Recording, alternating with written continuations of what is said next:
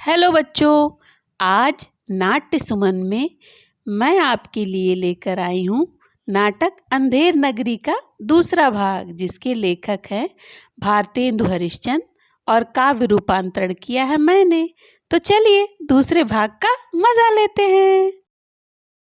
छूने वाले को निकाला जाता है और भिश्ती को लाया जाता है। क्यों रे भिश्ती, इतना पानी क्यों डाल दिया कि दीवार गिर पड़ी और बकरी दब गई?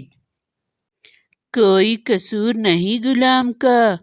कसाई ने मशक इतनी बड़ी बनाई कि उसमें पानी ज्यादा समाए। अच्छा, भिश्ती को निकालो, कसाई को लाओ। सिपाही भिश्ती को निकालते हैं और कसाई को लाते हैं। क्यों रे कसाई, तूने ऐसी मशक क्यों बनाई? महाराज, गरेड़िए ने ऐसी बड़ी भेड़ मेरे हाथ बेची कि मशक मुझसे बन गई बड़ी। अच्छा, कसाई को निकालो, गड़ेरिए को लाओ। कसाई को निकाला जाता है और गड़ेरिए को लाया जाता है।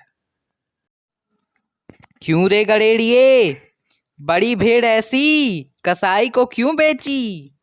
महाराज, उधर से आई कोतवाल की सवारी।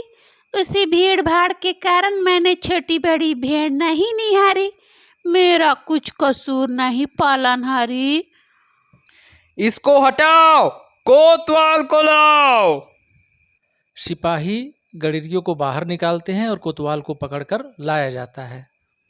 क्यों रे कोतवाल, तूने धूमधाम से क्यों निकाली सवारी कि गड़ेरिए ने घबराकर बड़ी छोटी भेड़ न निहारी? महाराज, मेरी न कोई जिम्मेदारी। आपने ही तो कहा था निकालो सवारी। कुछ नहीं, बड़ी आ रही है तुझे हंसी। ले जाओ, कोतवाल को दे दो फांसी। सैनिक कोतवाल को पकड़कर ले जाते हैं। गोवर्धन दास बैठा मिठाई खा रहा है। गुरुजी ने नाहक मना किया रहने को। मजा यहाँ है खाने पीने को। माना यह देश बुरा है, लेकिन फिर भी मजे बड़े हैं। खाते पीते मस्त पड़े हैं। सिपाही आकर गोवर्धन दास को पकड़ लेते हैं।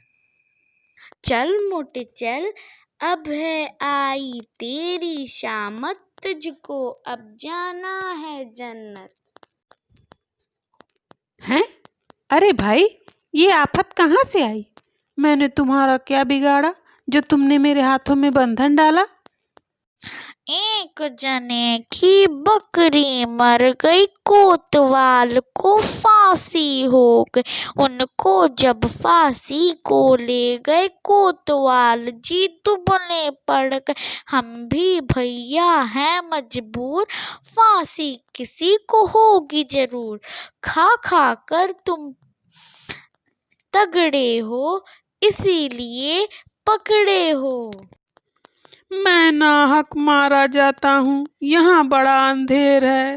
गुरुजी, गुरुजी मेरे प्राण बचाओ, ना कहना अब देर है। गोवर्धन दास चिल्लाता है। सिपाही उसे पकड़कर ले जाते हैं।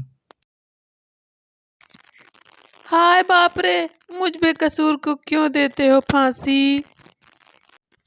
चुप! राजा का हुक्म नहीं टल सकता, तूफान हो या आंधी। गुरुजी का कहना न माना, आज उसी का फल है। गुरुजी मेरी जान बचाओ, मेरा विश्वास अटल है। महंत आते हैं। अरे गोवर्धन बच्चा, तेरी यह क्या है दशा?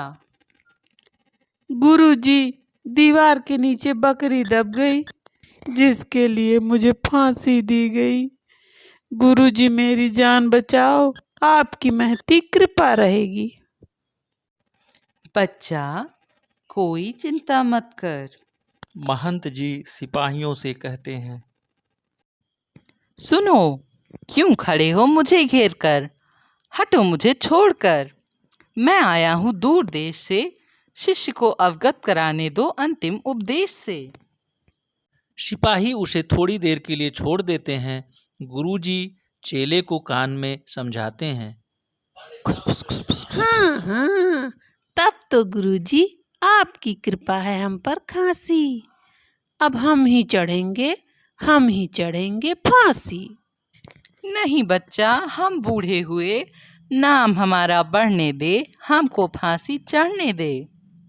इस प्रकार दोनों हुज्जत करते हैं। सिपाही लोग आश्चर्यचकित होते हैं।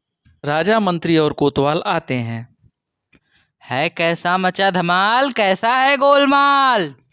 महाराज, चेला कहता मैं चढ़ूं, गुरु है कहते मैं मरूं।